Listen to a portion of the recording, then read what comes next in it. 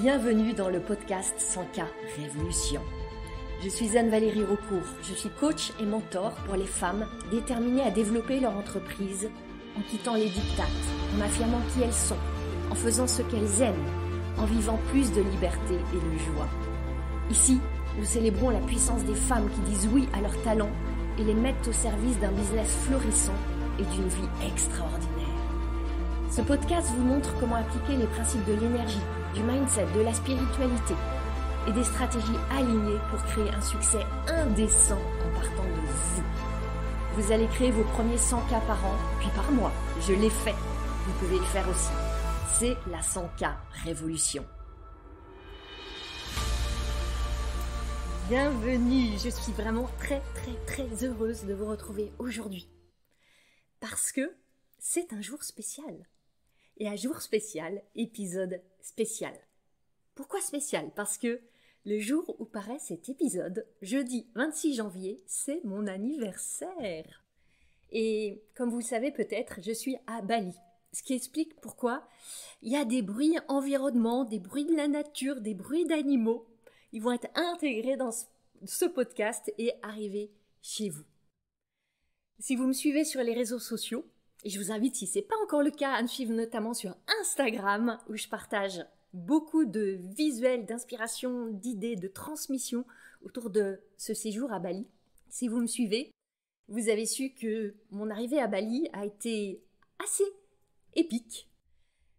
Je suis arrivée, comme prévu, mais il y a eu un imprévu. C'est que ma valise, elle, n'est pas arrivée. Il a fallu 3 jours avant que je retrouve ma valise.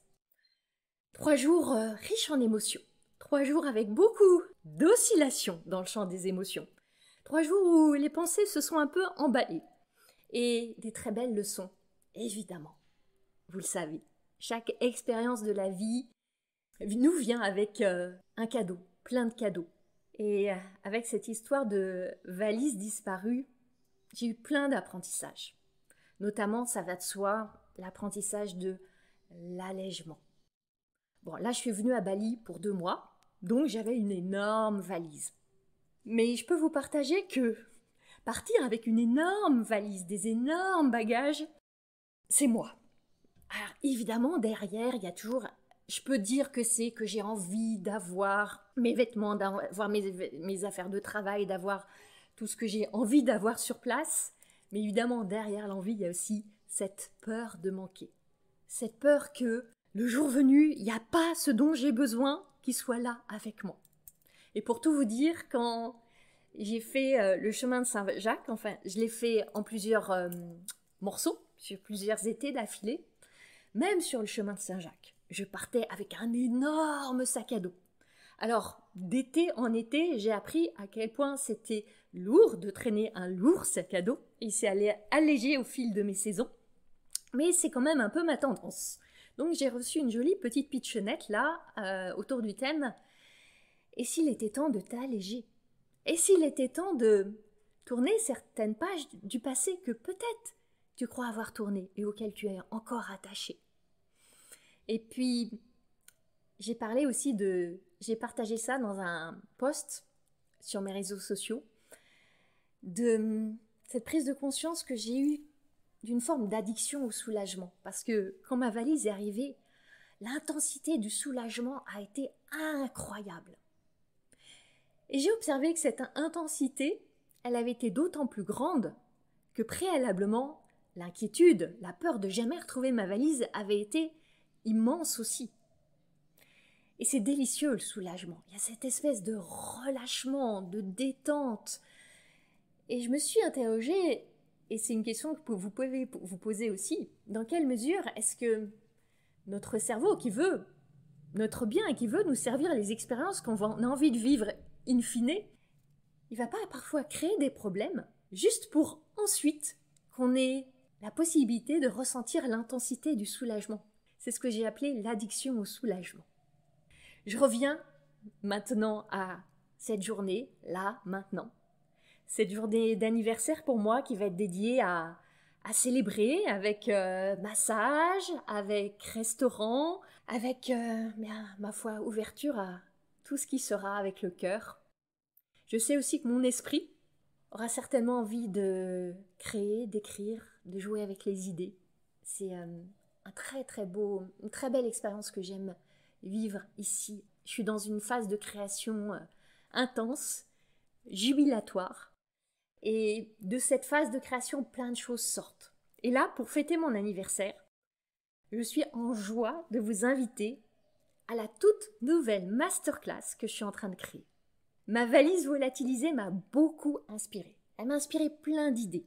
Et vous vous souvenez peut-être d'une fameuse chanson, enfin fameuse, c'est une manière de la nommer, chanson de Jean-Pierre Madère qui disait disparu, elle a disparu. Bon, ça marque une certaine époque, et ce grand chanteur qu'est Jean-Pierre Madère a aussi tenté de marquer la postérité avec un autre hit qui s'appelait Macumba. Oh Macumba, Macumba, elle danse tous les soirs. Bon, je vais pas vous la faire. Si vous n'étiez pas né dans les années 80, ça vous dira sans doute rien, et c'est pas bien grave. En tout cas, cette chanson, elle m'a bien trotté dans la tête quand je suis arrivée à Bali, début janvier, parce que ma valise, elle avait vraiment disparu. Sauf que dans la chanson, il l'a jamais revue. Alors, c'était pas une valise, c'était une femme. Moi, heureusement, j'ai revu ma valise. Et cette valise disparue, c'est aussi, je crois, le symbole de bien des illusions perdues. Des illusions perdues par beaucoup d'entrepreneurs. Elles ont décidé d'être entrepreneurs pour la liberté, travailler d'où elles veulent, ou pour le sens, avoir un travail riche, palpitant, aligné, ou pour la mission, cette mission de contribuer à un monde plus harmonieux, plus beau, plus respectueux, ou aussi pour leur équilibre de vie, parce qu'elles veulent s'épanouir dans tous les domaines de leur vie et récupérer du temps. Et puis parfois, c'est pas un ou, c'est aussi pour toutes ces raisons et pour plein d'autres raisons encore.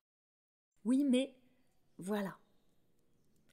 Elles se sentent finalement pas tellement libres. Le sens n'est pas toujours là. Leur équilibre de vie est malmené. En chemin, elles se perdent.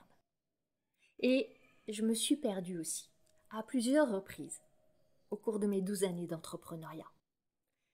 Quand j'ai lancé ma première entreprise en 2010, j'ai mobilisé toutes mes forces. Et plus mes forces masculines que mon énergie féminine. Et je pourrais dire que j'ai quelque part basculé du côté obscur de cette force qui est magnifique et qui, comme toute force, a une ombre, a un côté obscur. En 2013, j'ai fermé cette première entreprise et j'ai décidé à ce moment-là, solennellement, entre moi et moi-même, que désormais, la joie me guiderait. Mais comme vous le savez, entre la décision et l'action, il y a parfois un gouffre profond. Et ça a été tout un cheminement. Et l'année passée, on a été quelque part le firmament. J'ai réalisé que j'avais développé une entreprise qui avait certes un succès fou, mais qui étouffait mon moi qui lui aussi est un peu fou, fantaisiste, créatif, rebelle, sensible, sauvage, effervescent, pétillant. Et alors j'ai décidé de déconstruire. J'ai réfléchi, j'ai réaligné, j'ai recréé, et j'ai pris certaines décisions. Et c'est tout ça dont je veux vous parler. Si ça résonne pour vous, vous allez vraiment adorer mon invitation à cette toute nouvelle masterclass que je vous offre. C'est mon cadeau pour vous, pour mon anniversaire. Je l'ai appelé « Plus de clients, sans marketing martyr ni vente vampire ». Ça se déroulera en live avec moi depuis Bali, mardi 14 février à 10h, heure de France. C'est pour vous, en particulier si vous êtes entrepreneur, si vous avez déjà des clients et vous êtes prête à en accueillir tellement plus, mais pas n'importe comment, en faisant différemment. Je vous invite à réserver votre place avec le lien qui est dans les notes du podcast. Je vais en parler à partir de demain, vendredi, sur mes réseaux sociaux, sur mon site web. Vous trouverez le lien un peu partout dans mon univers. Maintenant, entrons dans le vif de cet épisode. Je vous ai promis que j'allais vous parler de la meilleure stratégie business. Vous allez être surprise. En même temps, je vous dis ça, mais si vous me connaissez, vous n'allez peut-être pas tant que ça être surprise. Si vous savez que j'ai écrit un livre avec un thème particulier, si vous savez que j'ai créé un programme de méditation pour petits bambous avec ce même thème particulier, vous avez quelques indices sur cette stratégie. On est bien d'accord. Le marketing, la vente, l'organisation, les systèmes, tout ça, ça nécessite des stratégies. Oui, oui, oui. Et c'est là que le problème, il évolue. Il devient alors celui-ci. Mais quelle stratégie choisir? Est-ce que je vais sur Facebook ou sur Insta? Est-ce que je fais des posts ou des vidéos? Est-ce que je fais des lancements ponctuels ou est-ce que je vends tout le temps en permanence? Est-ce que je vais faire des pubs sur Facebook, Insta ou Google? Est-ce qu'il vaut mieux faire un webinaire ponctuel, un workshop, un challenge sur 5 jours? Quel prix choisir? Est-ce que je fais des appels au téléphone ou pas? Vous voyez, et il y en a des centaines de questions. Et à chacune de ces questions, il y a plein de réponses stratégiques possibles. Alors comment choisir la bonne entre guillemets? Ce que j'entends par la bonne, c'est celle qui, pour vous, va créer vos résultats. Et quand j'entends vos résultats, c'est les résultats que vous désirez. Les entrepreneurs que j'accompagne, elles viennent souvent avec ces questions. Ces questions autour de toute cette palette de décisions à prendre pour leur business. Et si on y regarde bien, il y a une question centrale, qui est celle-ci. Comment avoir plus de clients? Et en fait, derrière la question « Comment avoir plus de clients ?», il y a aussi la question « Comment avoir plus d'argent ?» Seulement, souvent on préfère parler de clients parce que c'est plus joli quelque part que d'aller parler directement cash de l'argent. Et quand vous regardez autour de vous, quand vous suivez des formations, quand vous êtes accompagné par une coach, un mentor, vous pouvez vite en fait avoir le tournis. Un jour, vous entendez que c'est X la meilleure stratégie, puis il y a une nouvelle stratégie à la mode qui arrive et qui vient la détrôner, puis vous voyez une telle qui a un succès fou en appliquant autre chose, et puis votre coach va vous recommander d'essayer plutôt autre chose, et puis vous faites une formation, et puis vous allez voir des vidéos YouTube, et puis vous voilà complètement déboussolé, ne sachant plus du tout dans quelle direction aller. Et devinez comment je sais ça? Petit clin d'œil, parce que je suis passée par là. Attention, je ne suis pas en train de dire qu'il ne faut pas essayer des choses. Les essais, plantage, apprentissage, réessai, replantage, réapprentissage, c'est la source secrète du succès, on est bien d'accord. Mais il y a une très grande différence entre d'une part, essayer une chose, puis une autre et encore une autre, en sautant d'une chose à une autre, sans jamais approfondir, observer, comprendre. Être perpétuellement en train d'aller chercher la solution miracle, à droite, à gauche, devant, derrière, avoir la tête qui tourne et se paumer complètement en chemin. Et par ailleurs, l'autre voie possible, c'est d'essayer une stratégie, de peut-être pas arriver au résultat que vous voulez, et alors la garder. La garder, mais en la faisant évoluer, en l'affinant, en la façonnant, en la personnalisant, en vous l'appropriant, en faisant du sur-mesure, et en réessayant encore et encore, et en gardant votre cap, mais en infusant, en intégrant, en adaptant. Parce que dans la première situation, quand vous sautez sans cesse d'une idée à une autre, une stratégie à une autre, une tactique à une autre, qu'est-ce que vous faites? Vous faites du copier-coller. Vous essayez de prendre la méthode du succès, vous la collez chez vous. Et comme il y a des milliers de personnes qui font la même chose, des milliers d'autres entrepreneurs, de coachs, de consultantes qui font ce copier-coller, eh bien vous vous retrouvez noyé dans la masse de toutes celles qui ont collé ça et qui font la même chose que vous. Dans notre seconde option, vous êtes plus dans une approche d'inspiration, d'appropriation, de création, d'expression de qui vous êtes. Et comme vous êtes unique, vous allez arriver avec une stratégie unique, une offre unique, un message unique. Maintenant, revenons à notre question. Comment choisir la bonne stratégie? Je vais vous dire maintenant quelle est ma réponse. En adoptant une métastratégie.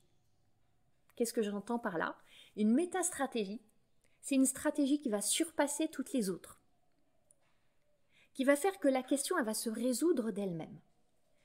Vous pouvez imaginer une rangée de dominos, tous alignés, en mode debout, vertical. Et il y a ce premier domino, où quand vous le poussez, il va faire tomber tous les autres dominos. C'est ça votre métastratégie. C'est ce premier domino. Et ça, c'est pas la dernière stratégie à la mode venue des États-Unis.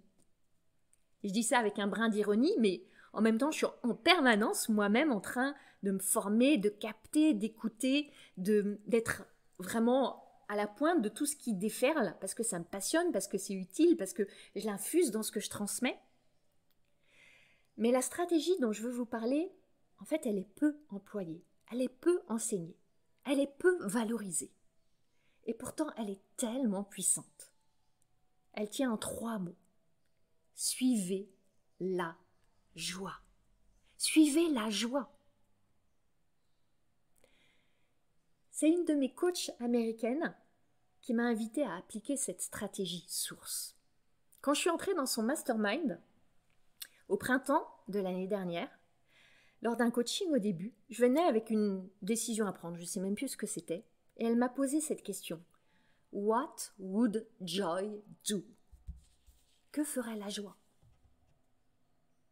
Et au fil des coachings avec elle, j'ai reçu une autre version de cette question. What would enchantment do? Que ferait l'enchantement?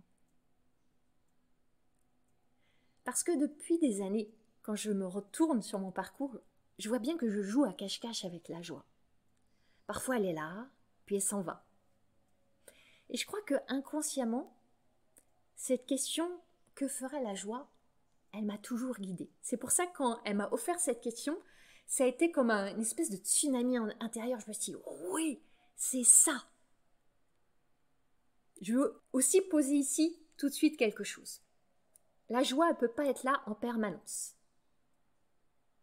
La vie, c'est moitié-moitié, 50-50 comme j'aime à dire. Moitié joie, moitié peine, moitié positif, moitié négatif. Et encore quand je dis ça, j'apporte des jugements de valeur. Moitié agréable, moitié désagréable. On n'échappera pas à ça. Seulement, on peut aller prendre la joie comme un guide, en faire une intention, lui lancer plus d'invitations, toujours cultiver ce souhait de la voir venir, la chercher, la provoquer. Elle ne sera pas là en permanence. Mais rien que le fait d'aller à sa rencontre, ça nous met déjà dans un autre état, une autre énergie. Et quand je vois mon parcours, depuis ce moment où j'ai quitté la banque où je travaillais en 2009, où je me suis engagée dans cette voie de l'entrepreneuriat, du coaching, de l'accompagnement, j'ai eu beaucoup d'oscillations, beaucoup d'effets de balancier, de l'énergie masculine à l'énergie féminine, de la joie à des moments de tension, de découragement, d'envie d'abandonner. Et c'est normal d'avoir ces effets de balancier. Et on ne voudrait pas avoir une vie linéaire, monotone, fade. Vous ne voudriez pas ça. Et tout ça m'a mené jusqu'à l'année passée où j'ai pris cette décision d'arrêter de proposer mon accompagnement phare Business DS. Et de cette décision, j'ai ouvert un espace de réflexion et de réinvention. C'est là que j'ai vraiment pu voir que j'étais devenue une CEO, comme on dit, avec des charges de management, de gestion, d'organisation. Et pour moi qui suis farouchement indépendante, c'était devenu lourd. Je me sentais enfermée. Ma liberté, elle s'était échappée.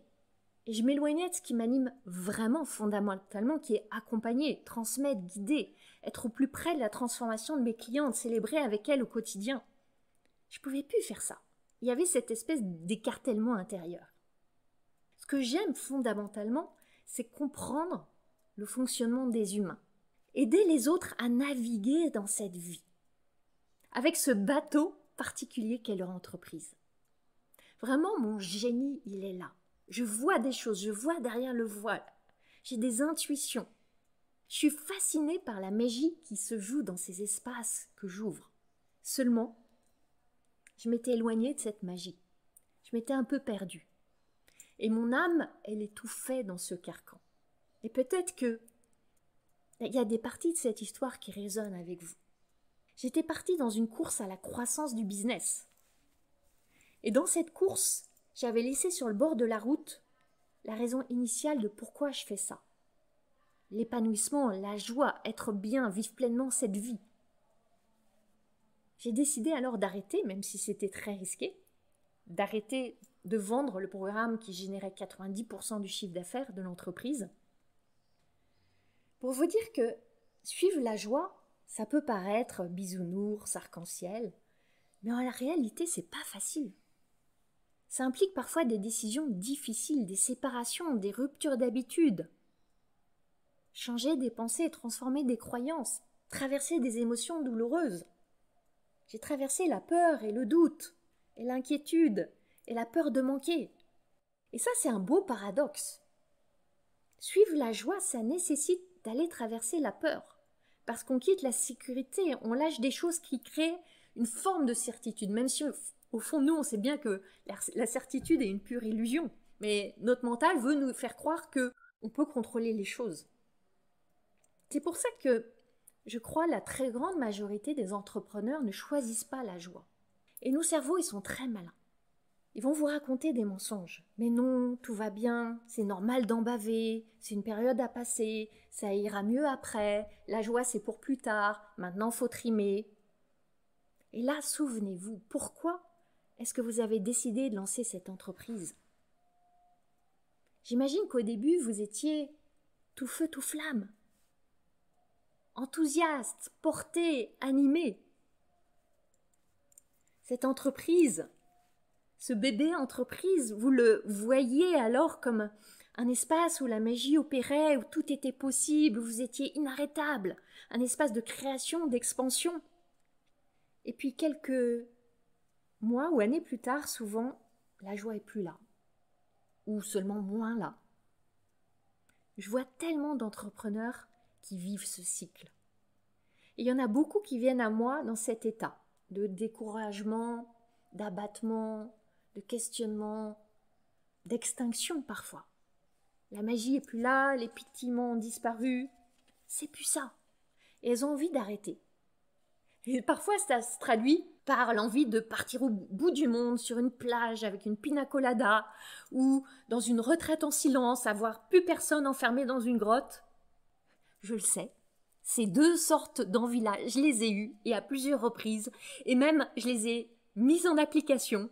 Il m'est arrivé dans des moments au long de mon parcours, surtout dans mes toutes premières années d'entrepreneuriat, de décider, mais quasi sur un coup de tête, alors que j'étais au bord, de ne plus en pouvoir, du bout du rouleau, de décider de partir en Thaïlande ou de partir en retraite pour plus voir personne.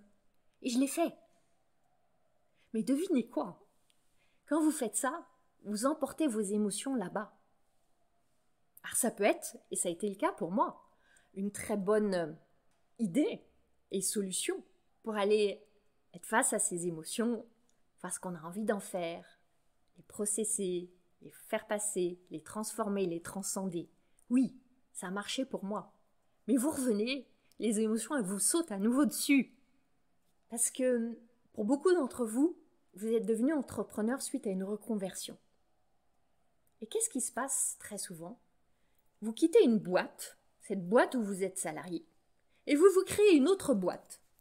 Vous n'êtes plus salarié, enfin si vous pouvez être salarié de votre entreprise, dans le sens où, je veux dire, vous n'avez plus de boss, de manager, de patron, mais vous devenez le plus terrible, le plus cruel boss pour vous-même que vous ayez jamais eu de toute votre vie. Cette nouvelle boîte, elle a les apparences de la liberté. Et souvent, elle devient plus oppressante encore que celle d'avant, parce qu'il y a un élément nouveau qui n'était pas là quand vous étiez salarié. C'est l'argent. Ou plutôt le manque d'argent, ou la peur du manque d'argent, pour être vraiment plus précise. Et là, ces entrepreneurs-là, quand elles passent par ces phases-là, elles projettent que la joie, la fierté, l'accomplissement, elles pourront les ressentir quand elles auront atteint leurs objectifs, quand le chiffre d'affaires sera là, quand les clients seront arrivés, quand le revenu sera stabilisé. Seulement, quand on y pense bien, il y a 2 scénarios possibles. Ces entrepreneurs-là, soit elles atteignent leurs objectifs, ou elles les dépassent même, et là, elles réalisent que rien n'est différent.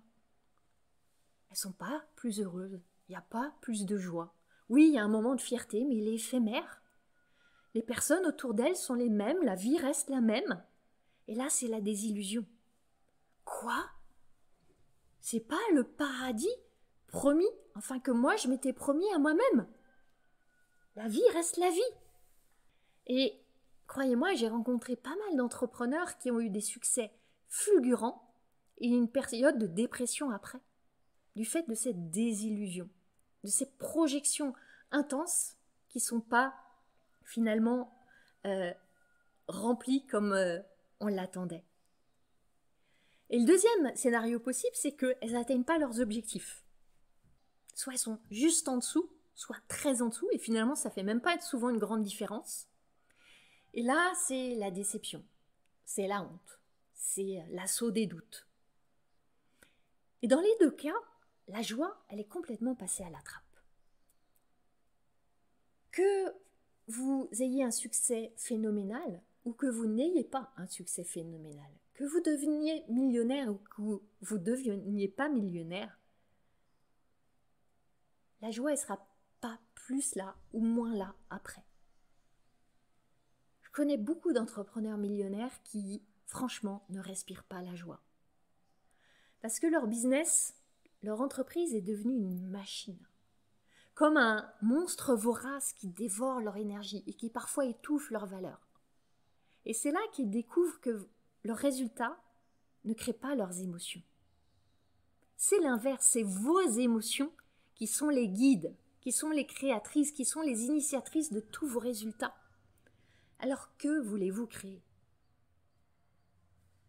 Votre business n'est pas vous, c'est seulement une expression de vous.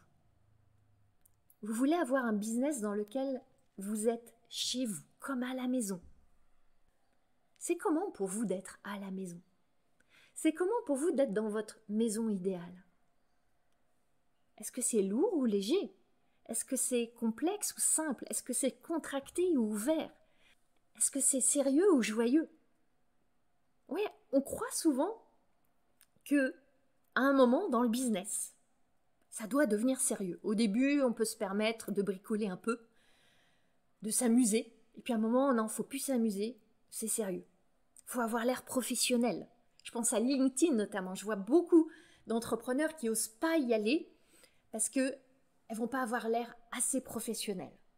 Il faut avoir l'air intelligente. Il faut avoir l'air d'être une experte. Il faut porter des vêtements de marque, des sacs de marque, avoir les ongles manicurés, avoir un beau brushing. Mais pourquoi ? Moi, je crois pas. Je crois pas à tout ça. On vous dit qu'il faut avoir la posture d'une CEO et il y a des formations sur comment endosser cette posture de CEO et vous voilà avec le costume d'une CEO. Et aussi les obligations, les devoirs, l'agenda, la structure pyramidale, toute cette équipe. Et peut-être que pour vous, c'est parfait.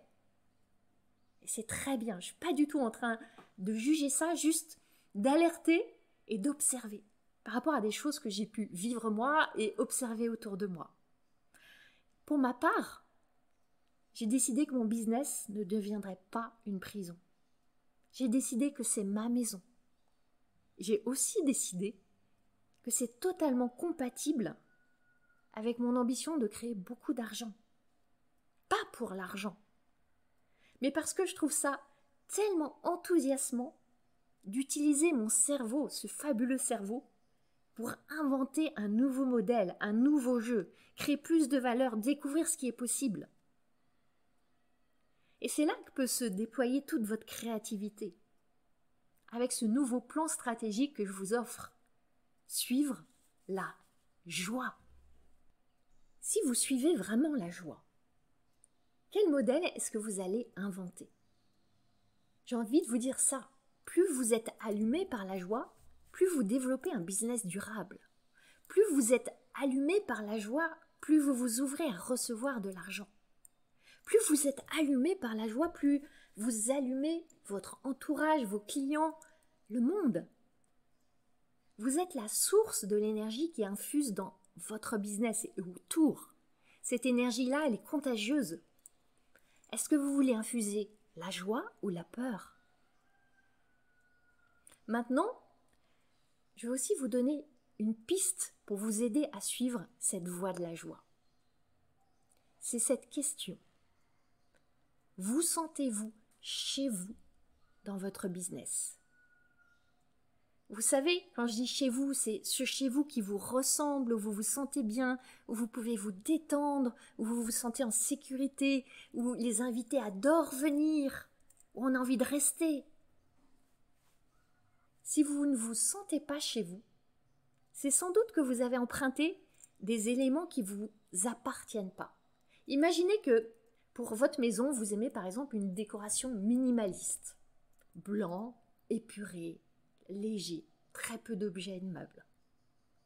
Et vous voilà habitant dans une maison à la décoration baroque, surchargée, plein de couleurs, plein de matières, plein de bibelots partout. Comment est-ce que vous allez vous sentir? Vous allez vous sentir oppressé. Vous allez avoir l'impression d'étouffer. Vous allez avoir beaucoup trop de stimuli autour de vous. Vous ne saurez plus gérer. Vous allez mal dormir. Vous allez être épuisé. Je vous invite vraiment à vous questionner avec curiosité et avec compassion. Est-ce que vous vous sentez chez vous dans votre business?